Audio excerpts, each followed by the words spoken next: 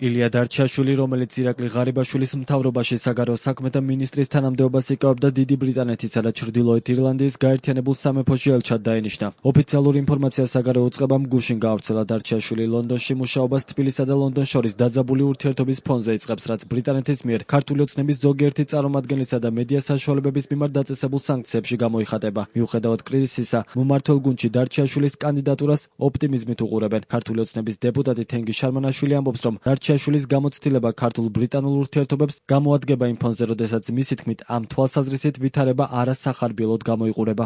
საკმაოდ გამოცდილი დიპლომატია, ის პირველი ქვეყანა არ არის, სადაც როგორც ელჩი ისე იქნება, პოლონეთში იყო პუნქტუალს და მომდეც. ასე რომ საკმაოდ დიდი გამოცდილება აქვს მას. ქვეყნებს შორის ურთიერთობის შეოპერირებისა.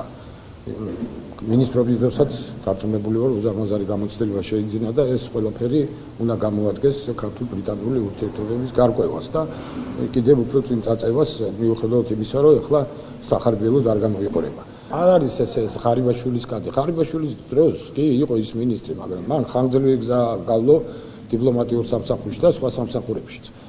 ასე რომ თუ ღარიბაშვილს ის მიაჩნდა, რომ მის მინისტრთა კაბინეტში ის ამ პოზიციაზე უნდა ყოფილიყო, იყო კიდევაც და მე მგონი წარუმატებელი ნაბიჯები არ გადაუდგას, საკმაოდ კომპეტენტური ადამიანი იყო. ილია დარჩიაშვილის საგარეო საქმეთა მინისტრად 2022-2024 წლებში მუშაობდა. უფრო ადრე იყო მთავრობის ადმინისტრაციის უფროსი, ინფრასტრუქტურის მინისტრის მოადგილე და ელჩი პოლონეთში. ის ირაკლი ღარიბაშვილის კადრად ითვლება.